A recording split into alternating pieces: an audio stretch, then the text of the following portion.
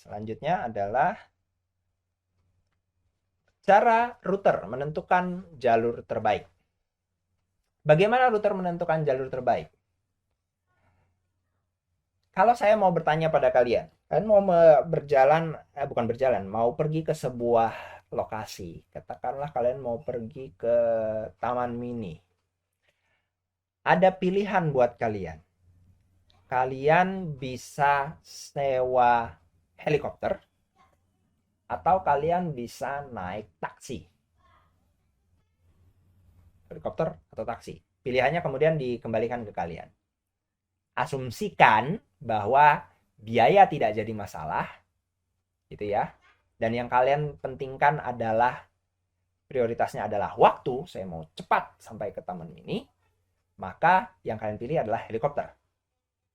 Tapi kalau kalian merasa bahwa menurut saya yang lebih penting adalah biaya rupiah terendah, maka saya tidak akan sewa helikopter, saya akan naik taksi saja.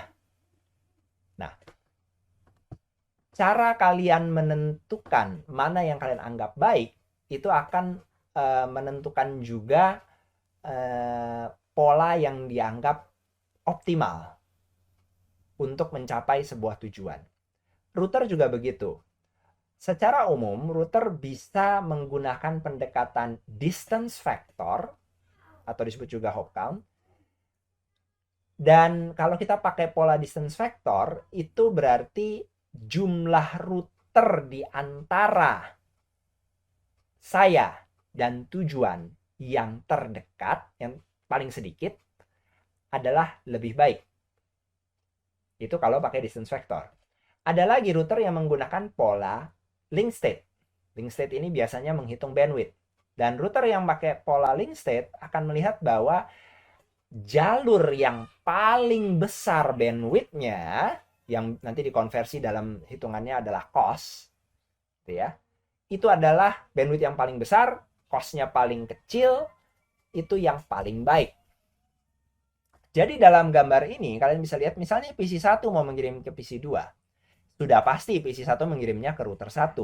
Pertanyaan berikutnya adalah, apakah router 1 mengirimkannya ke router 2 atau router 1 mengirimkannya ke router 3? Kalau dia menggunakan basis pemikirannya adalah distance factor, dia akan melihat kalau saya kirim ke router 2 berarti tambah satu router sebelum sampai ke tujuan.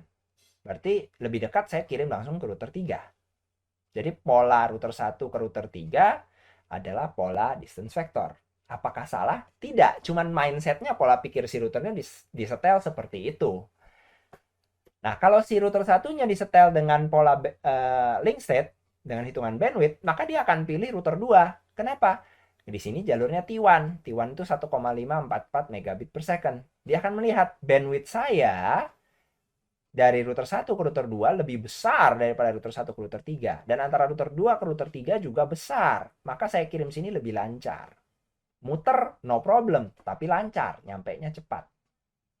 Nah, jadi cara kerja si router untuk menentukan jalur terbaik sangat tergantung pada bagaimana adminnya, si koordinator atau administrator dari si sistem itu secara keseluruhan, menerapkan pola apa?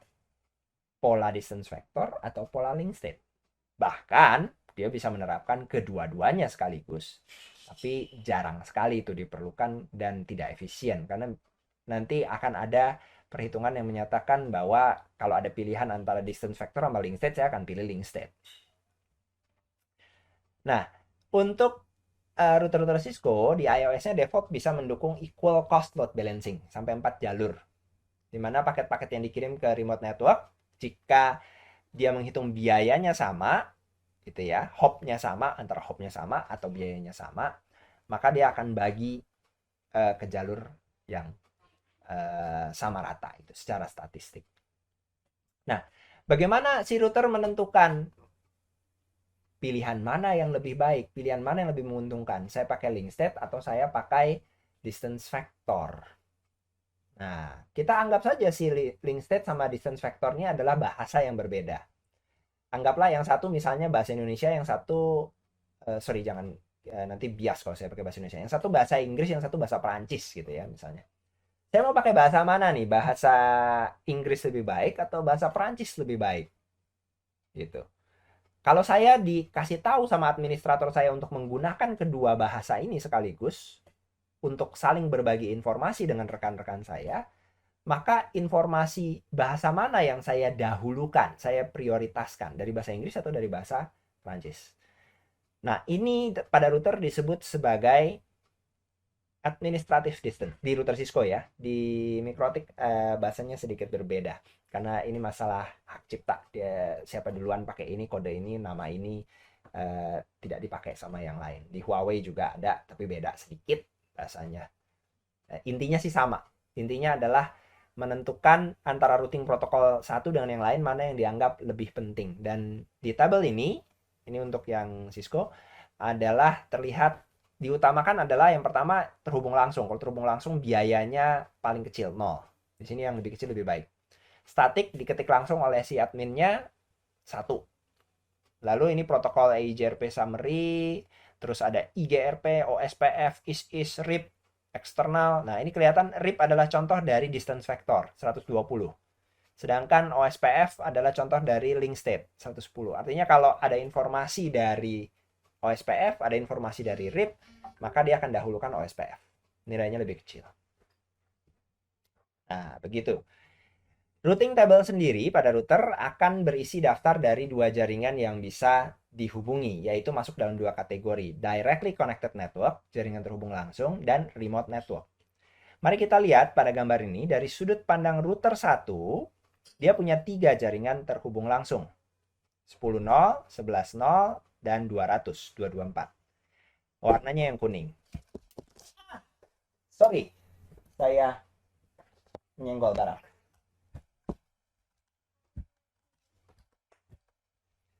Lanjut. Remote network yang warnanya ungu adalah jaringan yang tidak terhubung langsung. Jaringan ini disebut jaringan remote. Dia bisa menghubungi, baik dari sudut pandang router 1, dia bisa menghubungi jaringan 10.110 ini, tetapi tidak secara langsung. Harus ada penengah, diantaranya di sini ada router 2. Bisa juga ada banyak router di perjalanannya, router 3, router 4, router 5, dan seterusnya. Itu ya. Jadi itu perbedaannya antara directly connected sama remote network. Nah, ini adalah perintah untuk menampilkan show IP route. Show IP route adalah perintah di router Cisco untuk menampilkan routing table. Dan sumber routing table sendiri bisa kita masukkan secara manual, static route, atau dengan dynamic route dari berbagai routing protokol. Di sini ada legendanya, L untuk lokal, C connected, S static, static ini diketik langsung. Ini kode-kode lain untuk tiap protokol routing yang tersedia, R untuk RIP, M mobile, B BGP, dan seterusnya. Saya tidak akan bahas dulu sekarang secara mendetail. Kita lihat struktur umumnya dulu. Jadi kalau kita tampilkan isi routing table pada sebuah router Cisco, itu pada jaringan terhubung langsung ada 3 kolom, yaitu kolom yang warna hijau di sini adalah kode yang mengidentifikasikan sumbernya dari mana. C itu artinya terhubung langsung. L ini adalah alamat IP dari si kartu jaringannya.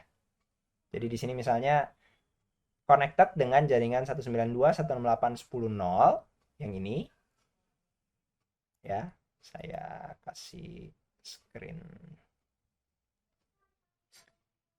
pointer kan dulu ya.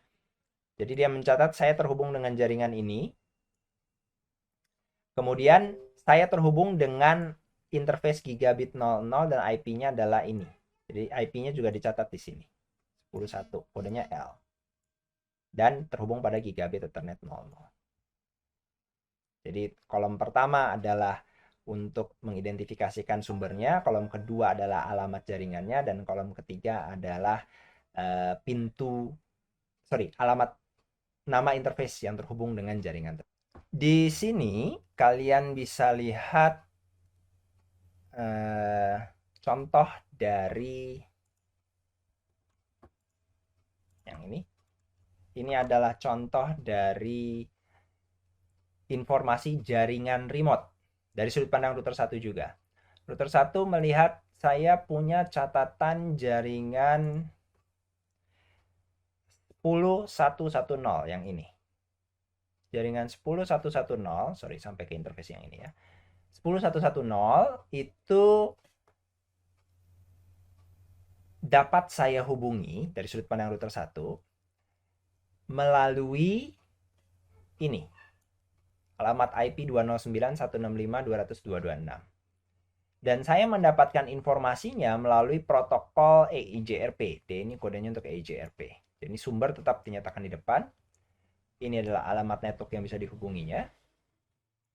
Ini adalah administrative distance-nya. Untuk prioritas, kalau dia mempelajarinya dari protokol yang berbeda, maka angka yang lebih kecil yang akan diutamakan.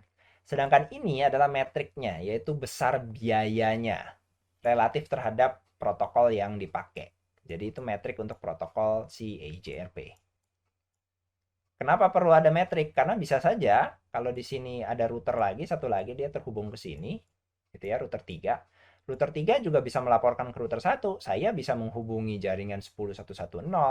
Dan nanti tinggal pilihan dari router 1, dia menentukan saya mau kirim melalui router 2 atau mau ngirim melalui router 3. Dan yang akan dipakai adalah yang nanti nilai metriknya yang lebih kecil. Jadi nanti tergantung pada bandwidth ini atau bandwidth dan bandwidth ini dan bandwidth yang ini. Itu kalau kita pakai link state karena ada bandwidth yang dihitung. Kalau distance vector sudah pasti yang dikirim adalah via router 2 karena dianggap hopnya lebih sedikit. Lalu yang ini adalah informasi berapa lama semenjak update. Ini berarti 5 detik yang lalu update-nya. Dan ini adalah nama interface yang bisa digunakan untuk mengirim keluar paketnya. Nah, untuk IP versi 6 konsepnya sebenarnya sama. Show IP versi 6 root, bedanya di sini. V6-nya. Sebenarnya sama aja, ada kode C, L, dan seterusnya. Cuman penulisannya saja yang sedikit berbeda adalah di sini dia pakai alamat hexa, lalu prefix length. Ini tetap ada administrative distance sama metriknya. Kalau ini karena directly connected ya 00. Oke, jadi kita sampai pada kesimpulan. Hari ini kita sudah membahas tentang konsep routing, review konfigurasi dasar router, memahami routing decision, dan konsep routing table. Demikian video kali ini. Terima kasih sudah menyimak. Jangan lupa like dan subscribe. Saya Joko Christian, undur diri. Kita jumpa lagi di video yang mendatang. Bye-bye.